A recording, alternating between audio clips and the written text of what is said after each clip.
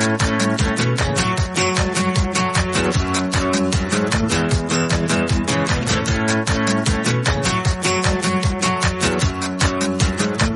to the Books Applied podcast, presented by WSL Leadership. In this podcast, we talk about an awesome book and how to apply it to your work, sport, or life. I'm your host, Iggy Perillo. Thanks for joining me. Hello. On today's episode, we are talking about the book At Home on an Unruly Planet, Finding Refuge on a Changed Earth, which was actually, by the way, everybody, one of Kirkus Review's best 100 nonfiction books of 2022. It's new, it's very fresh. The author is Madeline Ostrander, and I'm actually talking today with the author, Madeline Ostrander, on this conversation. Super excited to have you here, Madeline. What do people need to know about you before we dive into this conversation? What do they need to know about me? Well, I'm a journalist. I'm an environmental and science journalist. I'm based in Seattle, Washington. And I guess you could call me a long form writer, which is sort of a nerdy journalistic way of saying that I like to write long things, including, for example, like a whole book, Yeah, right. Those kinds of things. But I mean, I'm not just a news writer. Like, I like to tell, the book tells stories. Probably the coolest thing that somebody has said to me in the last few months is that it reads like a novel, which is totally like what I want to hear. So yeah. It does. And I came across this book. I don't know if I told you this part, where I literally was walking around my local library and there's a shelf at the front that's like new books, whatever, this rack right by the door. And I looked over and I'm like, oh, like your name caught my eye. I'm like, Madeline Ostrander. I'm like, I think I know her. And full disclosure, we went to high school together, and I had to pick it up and like look at the picture. I'm like, I do know her. Cool. She wrote a book. This is so awesome. And then I got the book, immediately right there. It was on the rack, and here we are talking. So thank you so much for coming in to chat with me. I feel like you're such a big deal because you wrote a book, and I knew you when, also not a big deal, maybe a big deal. And the book was great. I was super excited about reading it. Are there certain things that people have come back to you and said like, oh, this part really stuck with me, or like, oh, this part, have gotten a lot of traction for you as someone who has been out there engaging with this book and these three sort of interweaving plus multiple interweaving stories the whole time? Have there been one or a couple pieces of the stories or ideas that people are like, oh my gosh, I didn't know, or have gotten strong reactions? There's a few different things people ask me about a lot when I do events. And I guess, one of the dangers of writing a book that talks about climate change in one way or another is that people want you to know everything about everything that's going on in the world. And they ask you these big $1 million questions all the time, which are kind of, it's interesting to answer those questions on the fly, but I bet. Let's talk about all the science of the entire planet right now. 5 minutes. Yeah. And also how do we save the world? Tell me now. But I think one of the things that people ask a lot about, which is something that's maybe a little different about my book from some other books on these kind of topic areas, is that I get into emotional terrain and I talk about people's feelings, people's anxiety, the things, why people fight for the things that they love. And so people often come up to me and they ask me questions about that part of the book. Mm-hmm. You did a lot of interviews with the humans involved. And I think, spoiler alert for this novel, you talk to humans and then you're telling a lot of these different stories. And also, I didn't know this when I picked up the book, but as I read it, one of the sort of stories you keep coming back to is the Methow Valley in Washington, sort of north central Washington.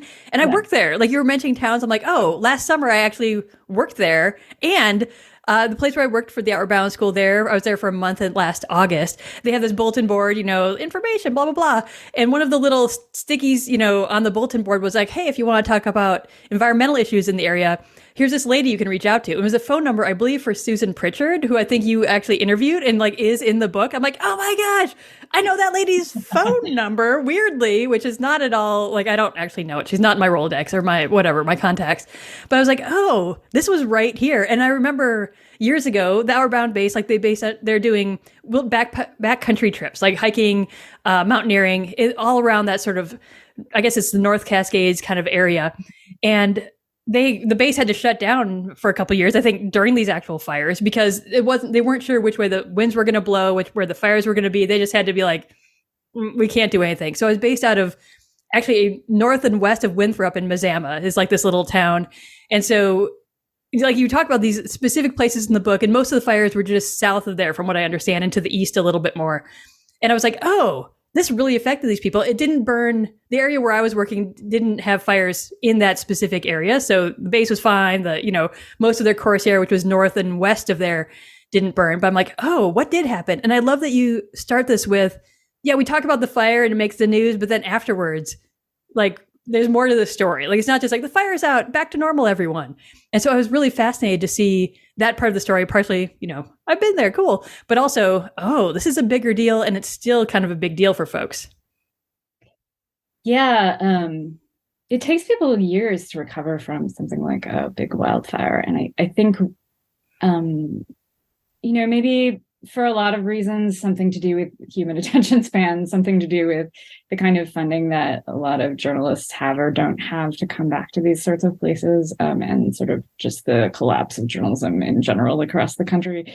We don't hear enough stories about that, about what happens after. And maybe it's partly, and this is something I say in the book, but we're in this era where there's this constant, like one season of disasters after another, and we have like increasing numbers of billion-dollar disasters every year. So the attention is constantly pulled from like one part of the country where there's a hurricane to the next part of the country where there's some sort of catastrophic precipitation event that's like, causing all the rivers to overflow and flood Midwest towns, to the next season of wildfires. And I think,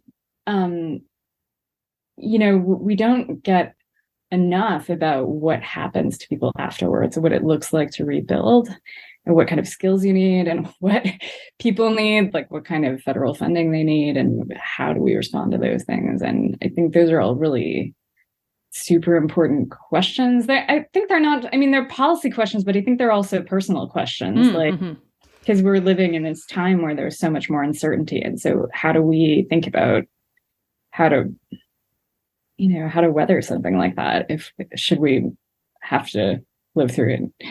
Oh, yeah. It goes from fire season to mudslide season here in the Northwest to cold, icy snap season, back around to like, torrential rain season, for disasters where we're both living.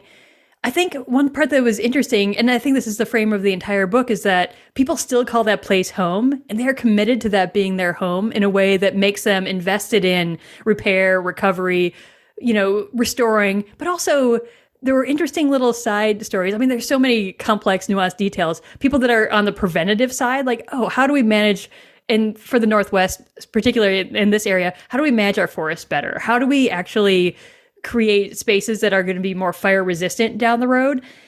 And there's a lot of talk in our region about forest management and what's correct forest management. So we can push that to the experts a little bit. I don't need an expert opinion on that right now.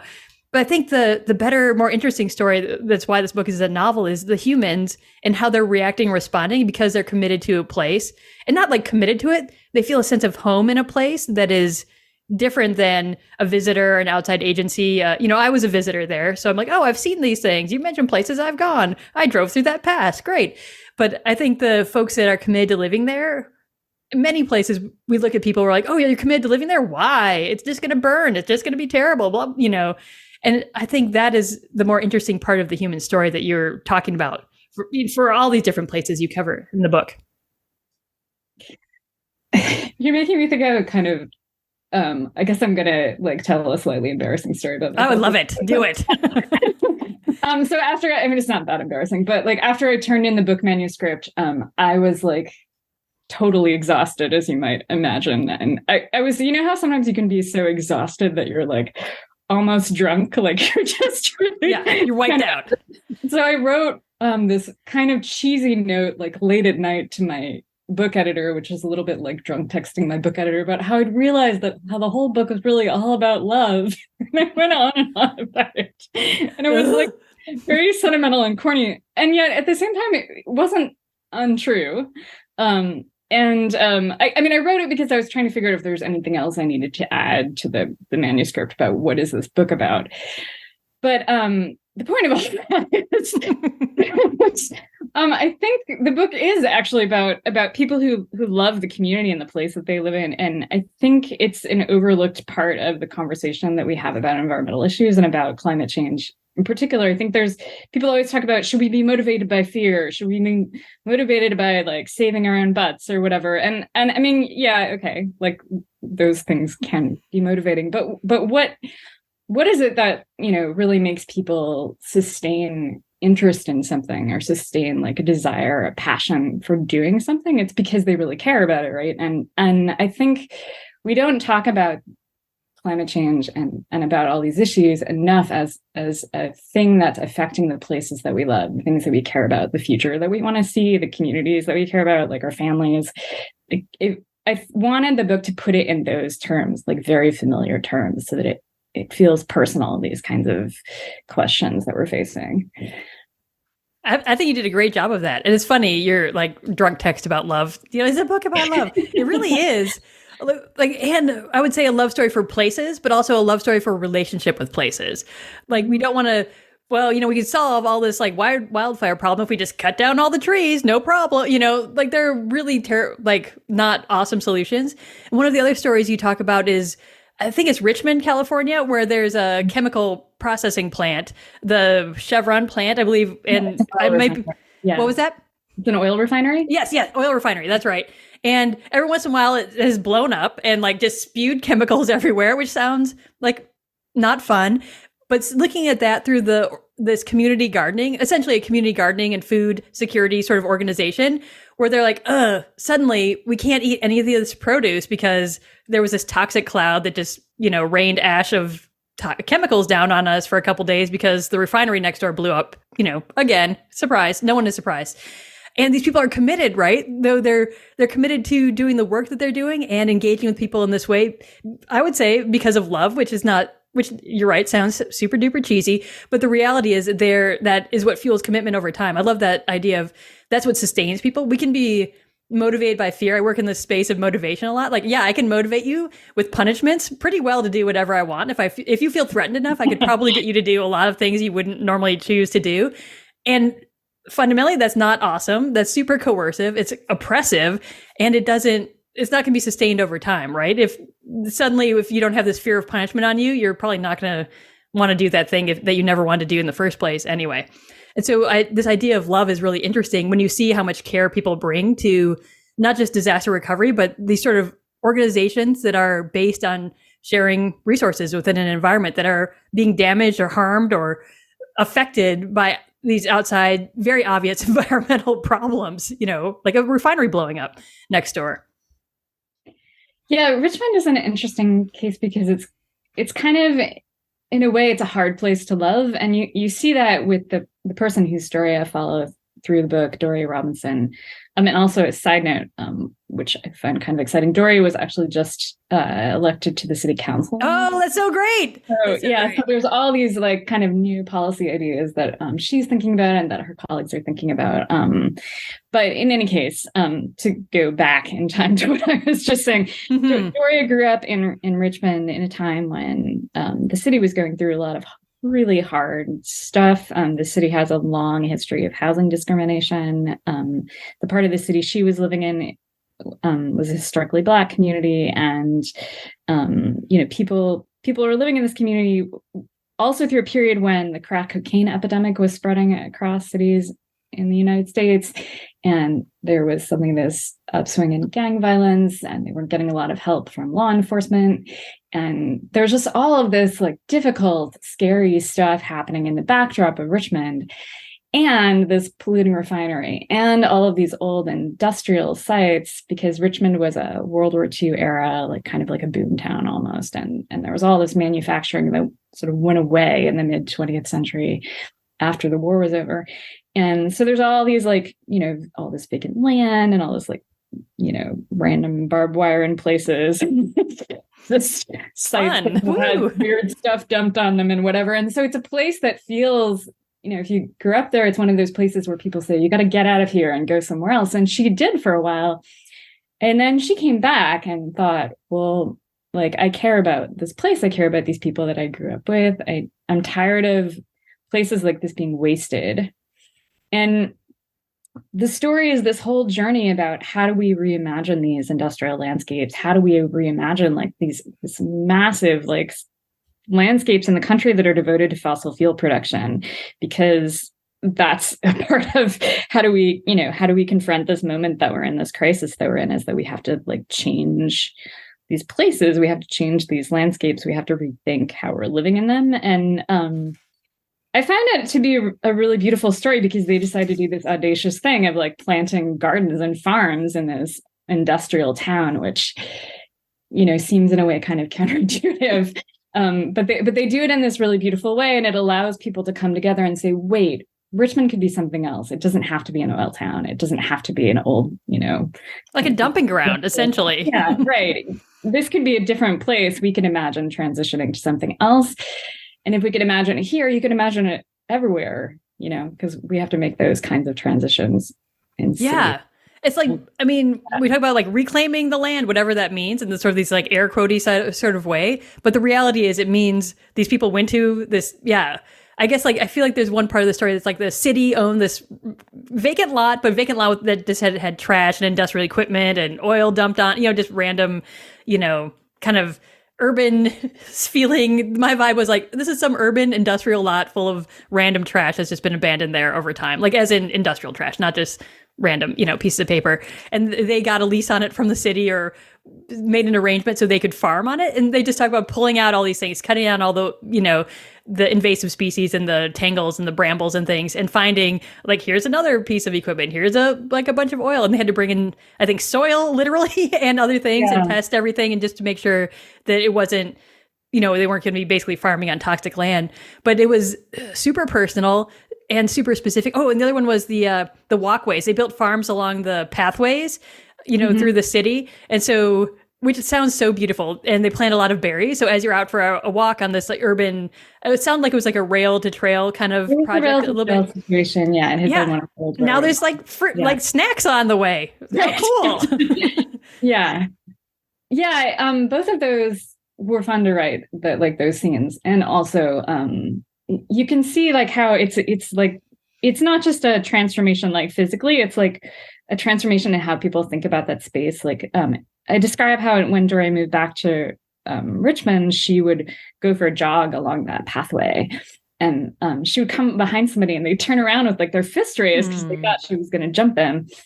And the city went from that to, a sense that like these are actual gathering places. And there's now a whole series, like a string of public parks all along that greenway, all along that old rail trail.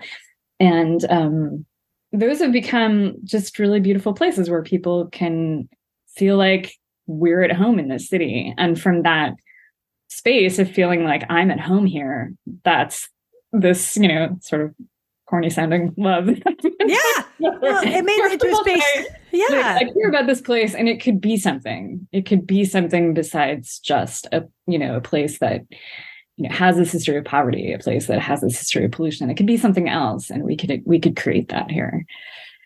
Yeah. It becomes an actual community space people might want to go to, or might like, or might not be just afraid of, or feel like it's garbage land. Like, oh, I don't even want to deal with it because it's a space of either literal garbage or some sort of weird social, like I'm going to get jumped here. Yeah. Like you're saying, like an unsafe space, in physically, but also why would I go there? It's, there's trash, industrial trash or whatever. I think from what I know, my wife actually lived near Richmond, like maybe the next town over. And she's like, oh, you're writing about Richmond, the refinery. And, basically her impression from living in the area was like, that's not a place you want to hang out. At the time she was there, she's like, I wouldn't be like, let's go on vacation to Richmond. Like it's not a destination sort of community was my impression from her impression. Right.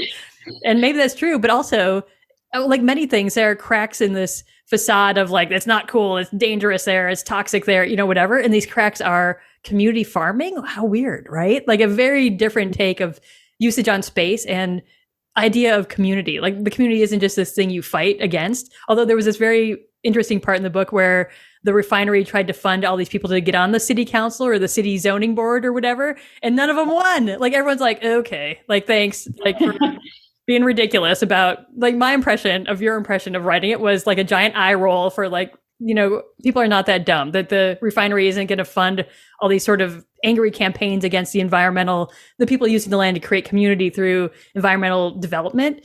And the people didn't fall for it, essentially. Like, good job, humans. I think that's true. And I think it was also a surprise because the Chevron, the company, spent a lot of money on that city council race. I mean, it made national news because they were pouring so much money into that little city council race. And historically, for many decades, or for at least some number of decades, the refinery, like the oil company, funded a lot of the campaigns of people who were on the city council. And it was hard to get elected to city council if you didn't have the buy-in of the refinery. And that didn't start to change until about the mid 2000s.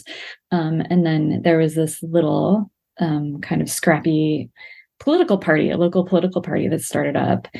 And they elected a woman to the city council who then went on to become the mayor for a couple terms. And now she's actually back on the city council because she hit her term limits. But Doria, the seat she just won on the city council is part of that. Like, she ran as part of that little political party. And now they have 5 seats out of 7 on the city council. Oh, that's so great. Yeah. That's so cool. Which means a chance for real change, for not like just deadlocked and, policy. Yeah. So yeah, cool. It's exciting. I'm excited to see what they do in the next couple of years with that majority. So. Yeah, and I guess that sort of is this other kind of random question. Are you still following along with these stories and these people in these places? Or I guess this is like, the book is obviously done, it's published, here it is, I have it in my hands. But are you still in contact with the people, or still, because it seems like the most unfinished, well, they're all sort of unfinished stories, by the way, but the village in Alaska, it hadn't quite moved yet. Like, it wasn't like it was very much in progress as the book is cruising along, and like some people are moving, and so I'm just curious, those people and folks in particular, or even the other stories. Obviously, you're still following what's happening in Richmond on the politics side, but are you following all of them or the people? How does that work out? Yeah, so I did an update on what was going on in Alaska for The Nation magazine, partly because I wanted to make sure that I was keeping in touch with what was going on there. They had a really troubling time with Typhoon Merbok, which came up from the tropics and hit Alaska, and just sort of crazy to think about. So a tropical storm came up and like hit Southwest Alaska really bad in the fall. And it caused just catastrophic flooding all over the region. And there was a disaster area declared. And Newtok lost something like 100 linear feet more of land from... So I guess I should back up because we haven't talked about Newtok. Right. And 100 feet of land loss sounds like a lot of land, by the way. And fill us in on like the short... Though, like, who cares? Like, so what's the big deal about losing 100 feet? So... I guess maybe to give folks some overall context who are listening to this about how the book works. So there are these 4 intertwined stories, and each of them is sort of, I think of them in a way as kind of being like, not to sound corny, but sort of like the hero's journey, in the sense that like the people who are in the book realize, oh, we're in this new world, right? That's the classic story. And the new world in this case is a world in which we're dealing with the various impacts of climate change, and whether those are wildfires or floods, or in the case of Newtok, really bad erosion. And so the first half of the book is a community goes through this sort of threat or crisis or, difficulty. And then in the second half of the book, people are really thinking about, well, what do we do now? And how do we find solutions? And so the 4 are Richmond, as we've already talked about, which is kind of... Richmond is the place where in the book where I really talk about the fossil fuel industry specifically, and not just about the impacts of climate change.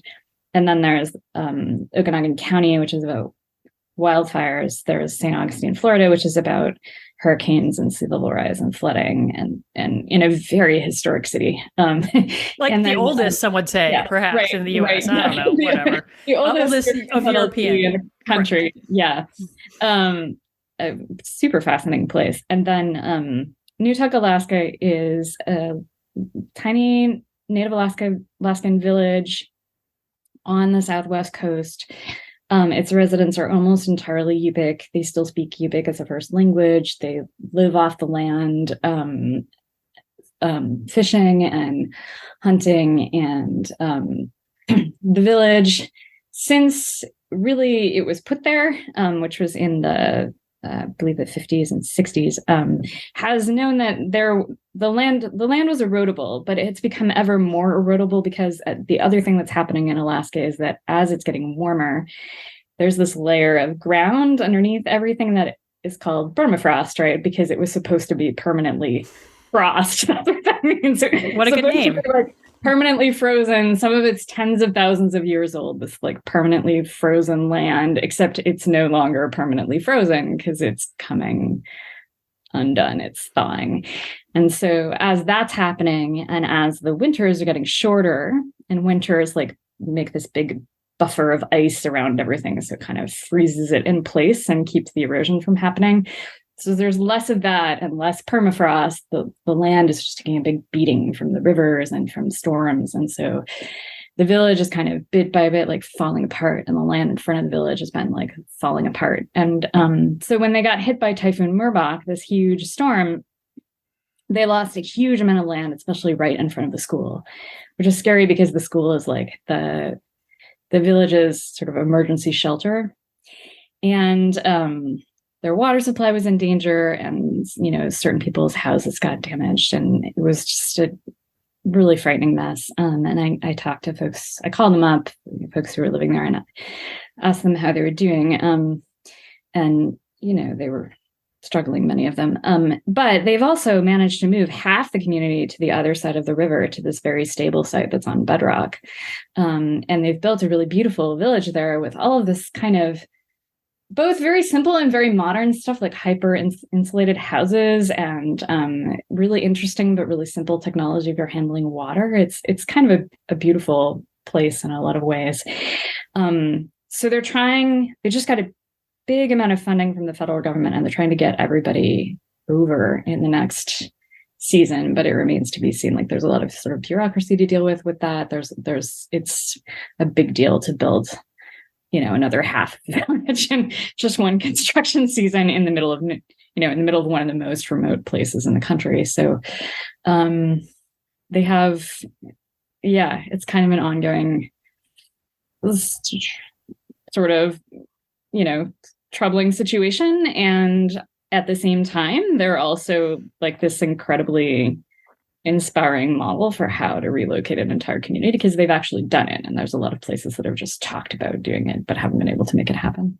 Yeah, I think it is to me super interesting, because I've traveled on permafrost before, and when it melts, the result is mud. So if you build your house on what you think is like stable ground or a road or a path or anything, and then the literal ground you're on turns into mud, things are not going to be level. They're going to collapse. You know, travel gets super weird and mucky. And they also have, my understanding is like this coastline on the river, but also ocean coast.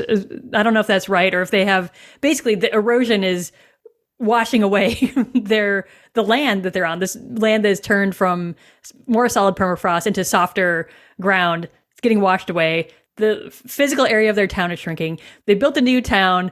And you really talk about actually a lot the layers of bureaucracy are kind of crazy. Like they were trying to build a new school, but because they didn't have students living there yet, they couldn't get the funding. So they had to get, you know, like basically there's these really weird benchmarks. Like, yeah, we can build a school if there's people there, but wait, there's not people there because they're still at the old village. So I don't know, funding, weird, you know, so many hassles. And yet these people obviously are committed to their community. And I would say, the impression I get is they're commuted, like they still speak their, you know, traditional language is their first language, which really shows a really strong tie to a cultural identity that is unique and special and tied to that literal place, and using the land in a way, like you were just saying, for subsistence hunting or gathering, or, you know, sort of some of these things that for us random city folks, you're like, I don't even know what this means. Like, how does that even work? In reality, people are living there.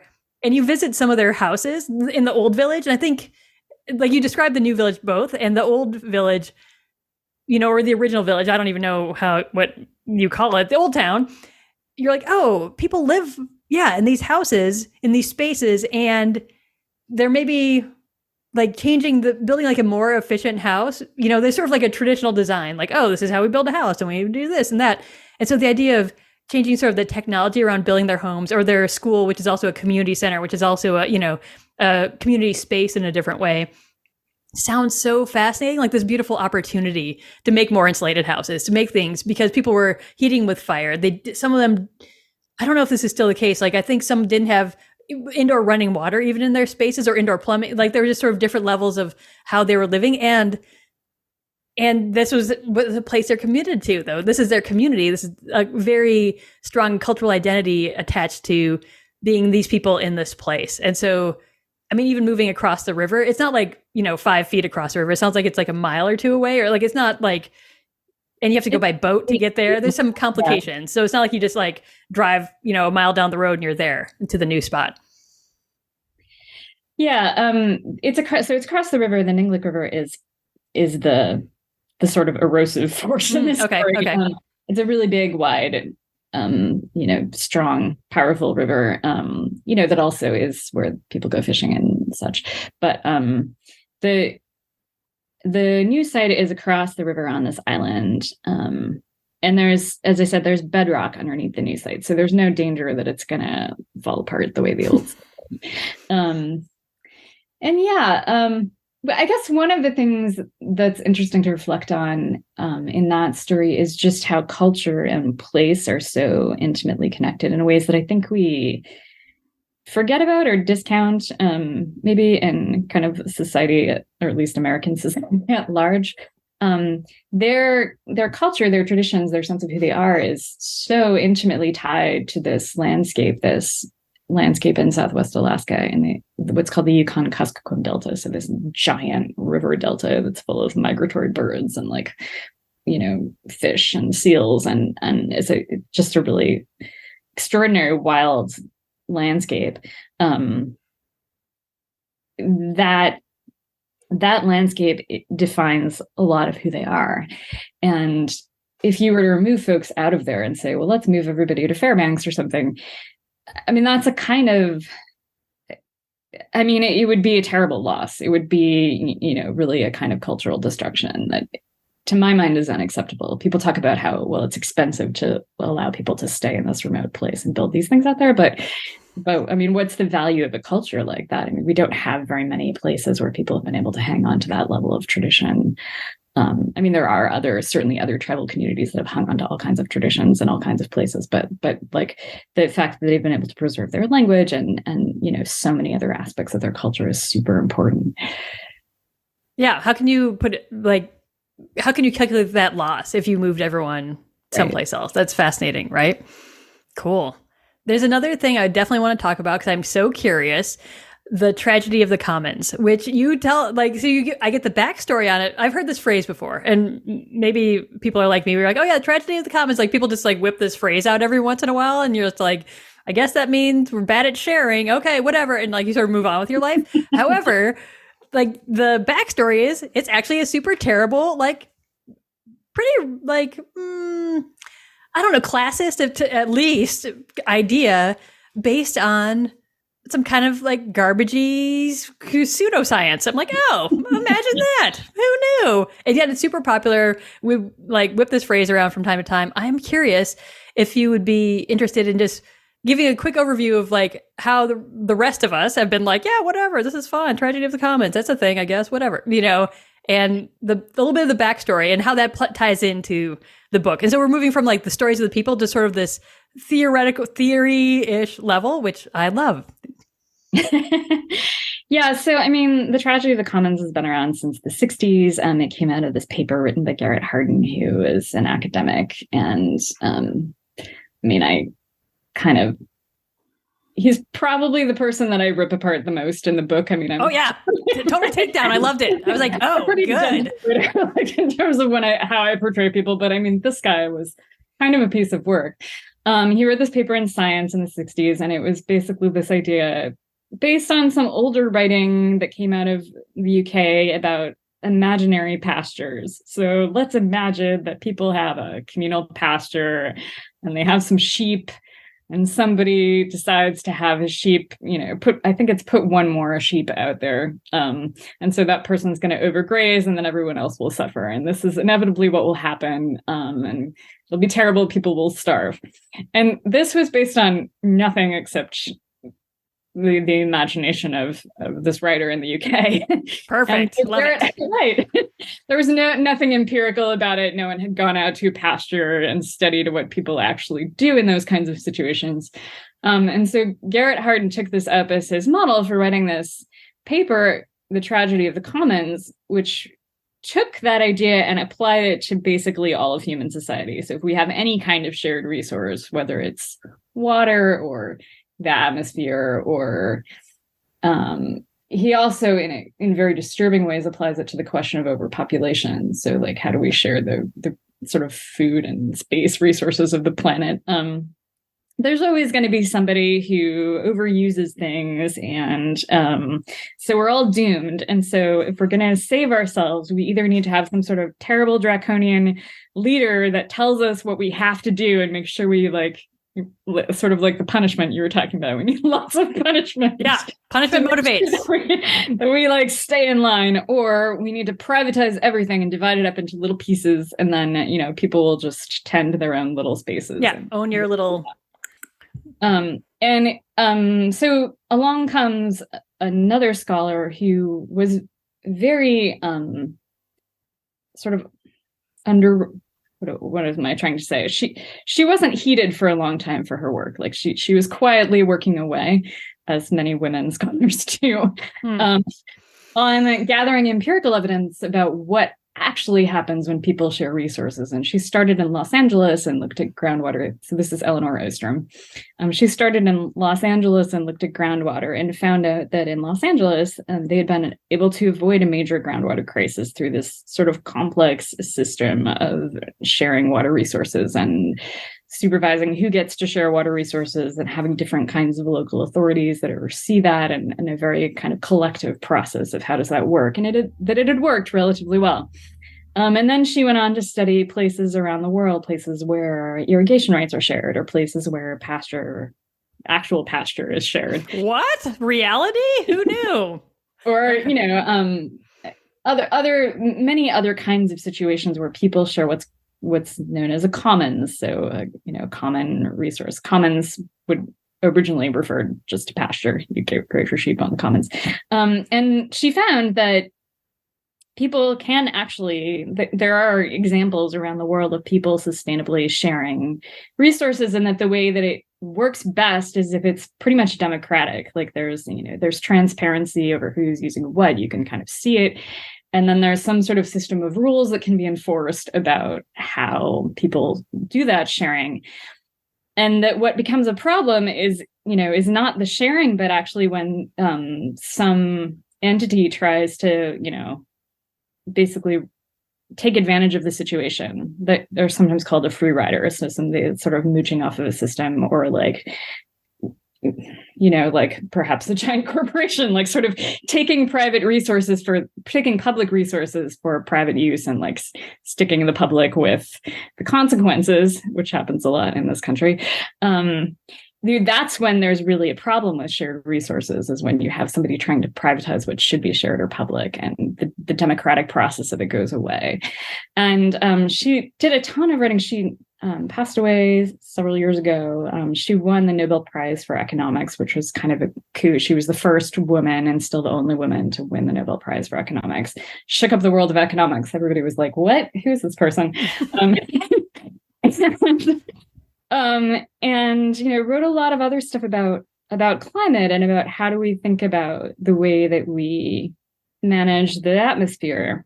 And one of the things she reflected on, which is part of why I put her in the book, is that what we do to deal with climate change can happen at every level, and it has to happen at every level in all of these overlapping ways. We all have to have a stake in it.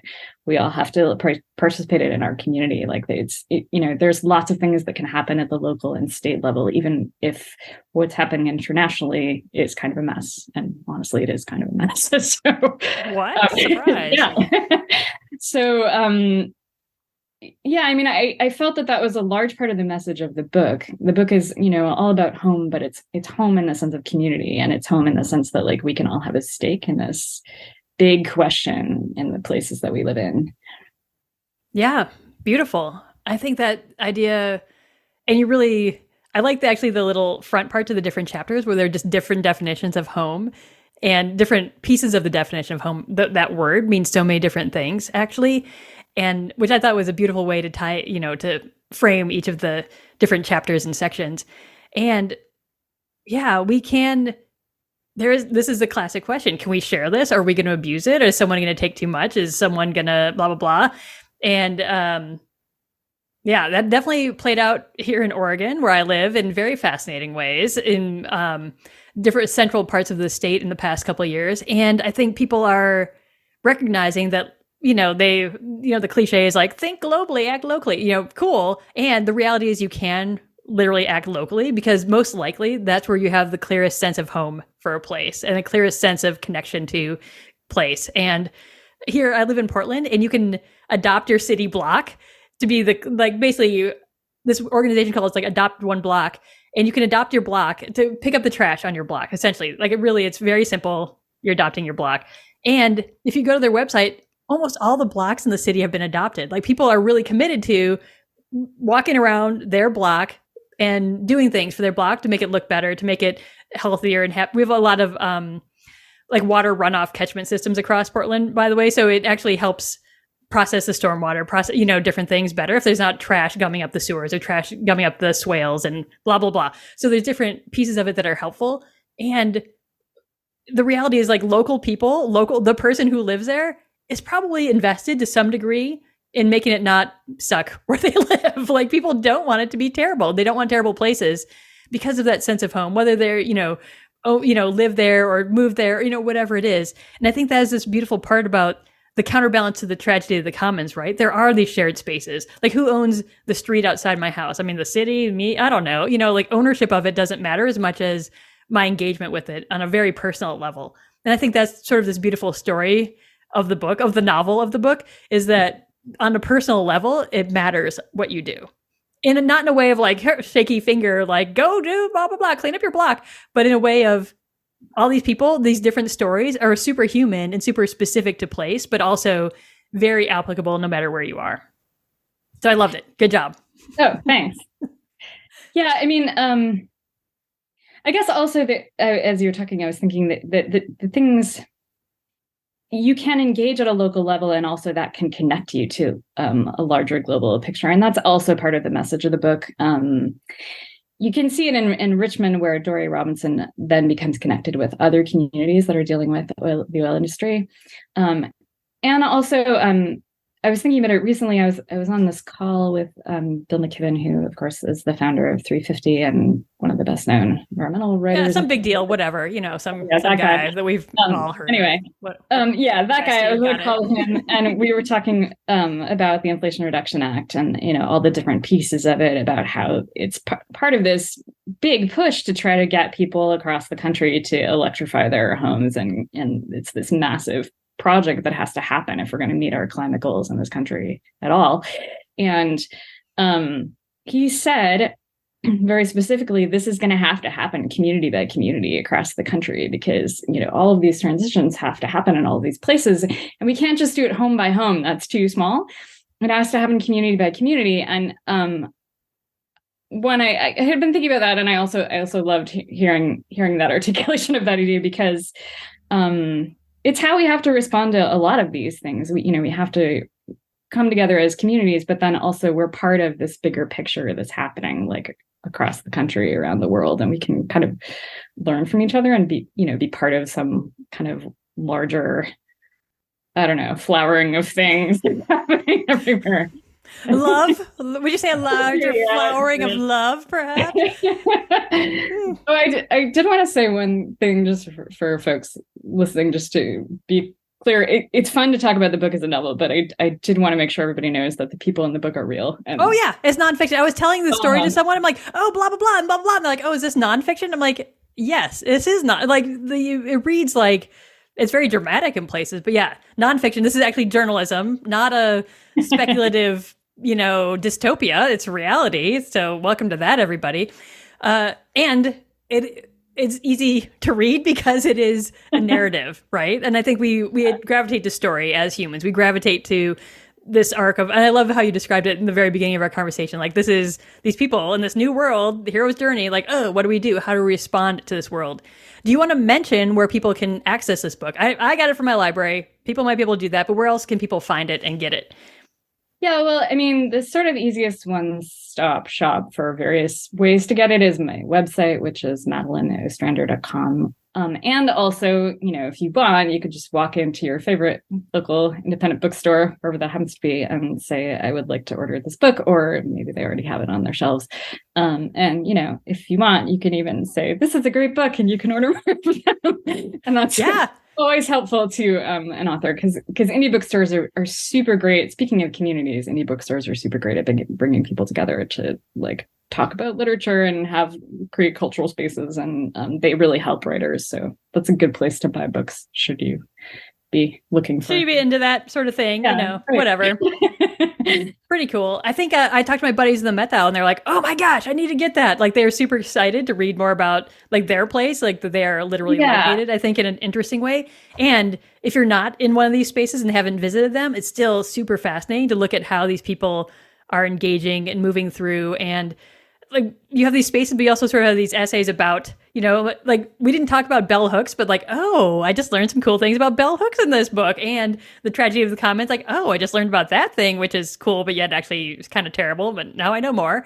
And so these other sort of beautiful pieces, I think, along the way, and enjoyed reading it. Thanks so much for talking with me, Madeline. It's been so fun to catch up and talk about your book.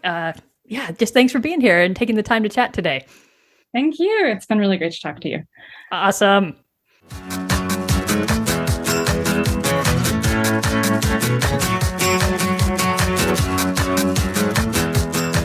Thanks for joining us for this episode of the Books Applied podcast. I hope you enjoyed getting to know a new book and learning how to apply its ideas to make your work, sport, or life a little bit more awesome. For more leadership education-related content, including conflict management checklists, invitations to a fun free lunch that happens monthly, upcoming classes, webinars, and mastermind groups, please head over to wslleadership.com. Thanks, and have a great day.